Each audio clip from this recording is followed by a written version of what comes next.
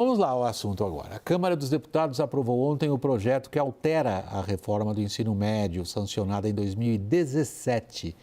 A mudança vem ao mesmo tempo em que se discute diretrizes para um novo Plano Nacional de Educação, que valeria então por um decênio, até 2034. Acompanhe na reportagem de Carol Rosito. O texto aprovado determina a carga de 2.400 horas de aulas para a formação básica e 600 horas para o chamado itinerário formativo, que permite aos estudantes completar a grade escolar de acordo com as áreas de interesse. No caso da formação técnica profissional, a formação geral terá 1.800 horas. Outras 300 horas poderão ser destinadas ao aprofundamento em disciplinas relacionadas à formação oferecida.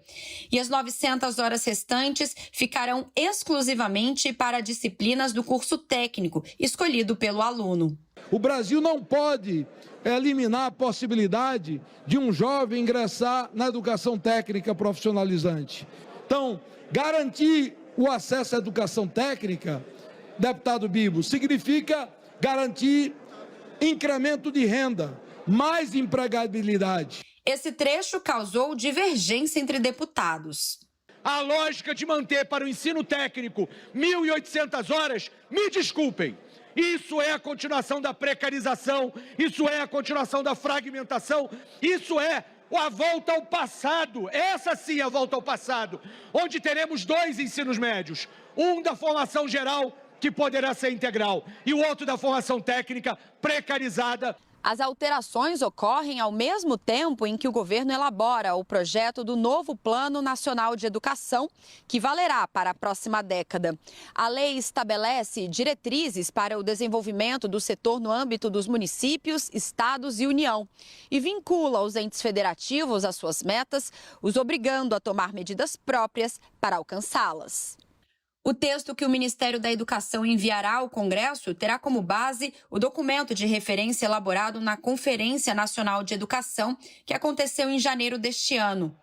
A maioria das 20 metas estabelecidas em 2014 e que se encerram agora não foi alcançada, com resultados abaixo do esperado na alfabetização universal, garantia de que alunos concluam os estudos em idade recomendada e na elevação da taxa média de matrículas. Em vez de 50% de crianças até 3 anos nas creches, a 37,8%. Em vez de ao menos 25% de alunos no ensino integral, são 14,4% no ensino fundamental e 20,4% no médio. Os resultados são ruins, mesmo com o Brasil despendendo 5,1% do produto interno bruto com o financiamento da educação. O documento da CONAI estabelece como meta para a próxima década elevar esse patamar para 10% do PIB. Priscila, começando por você, propondo um planinho rapidinho de trabalho, nós temos aí dois grandes aspectos que a gente colocou tudo num lugar só. A gente tem a reforma do ensino médio e a gente tem, como ficou no final da reportagem, a questão do Plano Nacional de Educação que vem da Conferência Nacional de Educação. Começando pela questão do ensino médio, Priscila, o relator diz que avanços importantes foram preservados em relação a 2017. Foram? Olha, William, foram sim. Acho que é importante a gente esclarecer o seguinte: na lei anterior, que na verdade está em vigência ainda, né? Porque o que foi aprovado ontem à noite ainda precisa passar pelo Senado, voltar para a Câmara e aí pela sanção presidencial e aí começar a ser trabalhada pelas redes estaduais de educação, que são as responsáveis pelo ensino médio no setor público, né? É importante a gente entender que o que existe hoje, né, que é a lei aprovada em 2017, é um teto de 1.800 horas de formação geral básica. Deixa eu aproveitar e explicar exatamente o que é isso, porque muitas vezes as pessoas que nos assistem ficam ouvindo esses números e não estão entendendo, mas 1.800 é muito, é pouco? O que são esses 1.800, 2.400, 3.000? Seguinte, o ensino médio brasileiro, ele é de 5 horas no mínimo, 5 horas por dia. 200 dias letivos por ano, então isso dá 1.000 horas por ano. São 3 anos, 3.000 horas nesses três anos de ensino médio. Então, a gente está falando o seguinte: O que está ainda em vigência é um teto de 1.800 horas para a formação geral básica e as horas restantes, né, 1.200, no caso do ensino médio de 3.000 horas, se for uma escola de tempo integral, isso é muito mais, né, pode chegar muito mais, é dos itinerários formativos. Bom, essa essência de uma parte geral que é para todos os alunos, que olha para a Base Nacional Comum Curricular, né, que tem como base a BNCC, é o que a gente chama de formação geral básica, que é para todo mundo. E uma outra parte, que é a parte flexível. Essa essência está mantida. O que foi aprovado ontem à noite é um avanço muito grande em relação àquilo que foi aprovado em 2017, porque primeiro transforma aquilo que era um teto de 1.800 horas num piso de 2.400 para os alunos que não são da educação profissionalizante e de 2.100 para os alunos de educação profissional, né? Aqui o deputado do PSOL estava discursando antes da aprovação da lei, então ele estava falando de 1.800, mas depois foi aprovada uma emenda ao texto que colocou para 2.100, algo que o Todos para a Educação também defendia. Então, a gente saiu de um teto para 2 pisos, que isso é um avanço tremendo, porque é muito importante que a gente garanta a formação geral básica para todos os alunos. Mas, ao mesmo tempo, a possibilidade de um ensino médio mais flexível, em que o aluno possa fazer o aprofundamento em determinadas áreas. Hoje, o que está em vigor é um sistema de itinerários muito dispersivos, né? Então, não tem uma base curricular dos itinerários, não tem definição dos itinerários. Então, isso faz com que a gente tenha, no limite, infinitas possibilidades de itinerários formativos no ensino médio. O que foi aprovado ontem é uma definição desses itinerários e com uma previsão de construção de uma base curricular para esses itinerários. Então, a gente vai ter algo muito melhor definido. Além disso, tem vários outros avanços, né, que são um pouco mais de detalhes técnicos, mas, de fato, foi um avanço bastante importante a aprovação desse projeto de lei ontem à noite, relatado pelo deputado Mendonça Filho, de Pernambuco. Daniel? Dúvida muito grande sobre a execução, como se diz, o enforcement da lei e do Plano Nacional de Educação. O sistema público, estadual e municipal tem capacidade efetivamente de cumprir com a oferta de mão de obra especializada para cumprir isso que se tem proposto como os itinerários que os alunos vão escolher? Ou isso a gente está falando de uma quimera que, na verdade, não chega na maioria dos estados da federação? Não, Daniel, tem sim, até porque a gente tem hoje já experiências muito exitosas no Brasil. Você pega Espírito Santo, Rio Grande do Sul, a gente tem, nesse novo sistema do ensino médio, a gente tem realmente boas experiências já acontecendo no país, o que mostra que é possível, tá? É difícil, claro que é difícil, qualquer mudança é difícil, ainda mais no campo da implementação, mas tem que fazer, até porque o nosso ensino médio, o que a gente tinha antes era um ensino médio monolítico, igual para todo mundo, chato, que levava à evasão em grande medida, não garantia aprendizagem. Então, esse modelo de formação geral básica, com uma parte, no caso brasileiro, até menor, né, do currículo total, de flexibilidade, está muito em linha com o ensino médio dos países mais desenvolvidos, né? A gente tem que pensar que a juventude, ela quer coisas diferentes, ela quer já começar a aprofundar os seus conhecimentos, quer ter experiências diferentes na escola, já quer começar a testar suas vocações, pensando no mercado de trabalho, na sua futura profissão, até, inclusive, optar por itinerários, pensar, olha, não é bem isso que eu quero fazer outra coisa, trocar ali no meio do caminho. Então, o ensino médio é um momento para isso, para que o aluno ele faça escolhas, para que ele teste caminhos, para que ele consiga experimentar as suas aptidões, né? Agora, você tocou num ponto que é fundamental, assim, eu até não gosto do termo reforma do ensino médio, porque não é uma reforma, é uma mudança da arquitetura curricular, muito distante de uma verdadeira reforma. Se a gente quiser falar realmente em reforma, em qualquer tipo de reforma no campo da educação, a gente precisa mudar a formação de professores, né? Que é isso que você acabou de colocar, Daniel.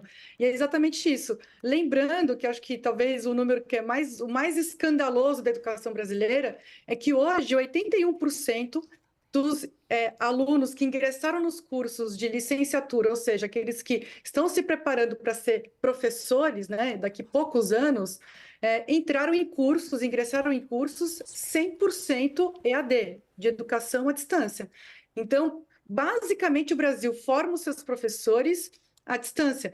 E ensino superior é uma atribuição direta do governo federal. Então, esse é um ponto que o governo federal deveria realmente colocar muito mais esforço, avaliar, né? Acabou de ser anunciada uma iniciativa positiva por parte do INEP, que é o instituto que faz as avaliações educacionais a respeito do ENAD das licenciaturas, né, que é a avaliação dos cursos de licenciatura. Essa é uma parte importante, mas ela não é o bastante, precisa ter uma regulação que realmente olhe para o funcionamento desses cursos, a qualidade final, para o estágio durante a formação dos professores, enfim, tem uma série de elementos que precisariam ser garantidos e que, de forma alguma, é possível garanti-los na formação EAD desses futuros professores. Então, acho que a gente deveria levar mais a sério esse tópico docente. A Thaís quer perguntar. Priscila, eu queria entender como é que a gente percebe a colheita de resultados. A melhora da educação no Brasil é urgente e há uma preocupação de essa permanente atualização, que você não quis chamar de reforma, mas uma melhoria, faz parte, tem que melhorar mesmo, mas é um sistema que precisa melhorar num ambiente que está muito atrasado. Então, quando é que a gente começa a colher frutos disso? Thaís, adoraria ter uma resposta um pouco mais otimista e dizer, olha, não, isso aqui daqui a pouco a gente já vai ter grandes resultados, grandes revoluções. Infelizmente, em educação, os resultados, eles são incrementais, né? É importantíssimo a gente fazer essas correções de rota, essas chamadas reformas ou programas, políticas, arrumando o sistema, investindo muito na formação de professores. Mas é importante entender que, no campo educacional, os resultados acontecem e aparecem com o acúmulo de uma série de políticas bem ajustadas, bem implementadas ao longo do tempo. Geração após geração, a gente vai tendo esse acúmulo, o que não significa que não seja possível a gente ter resultados acontecendo de forma mais acelerada, de forma mais intensa. A gente tem visto isso, por exemplo, quando a gente olha para o caso de Pernambuco, né, que saiu do 7º lugar do IDEB em 2007 para 4º lugar, né, nessa última medição do IDEB, né, que é o indicador sintético da qualidade da educação de um sistema educacional. Então, é possível fazer, em um pouco mais de uma década, uma grande mudança, né, uma mudança de patamar na educação.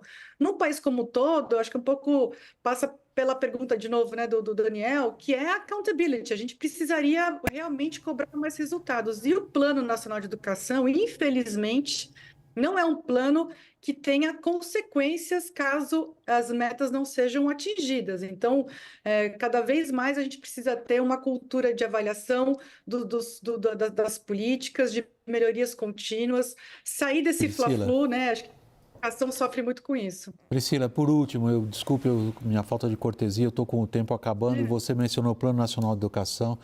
As discussões preliminares deram conta de um terrível embate ideológico em torno do que o governo terá de submeter à apreciação do Congresso para os próximos 10 anos. Foi possível escapar da armadilha ideológica ou estamos presos nela quando examinamos esse Plano Nacional de Educação?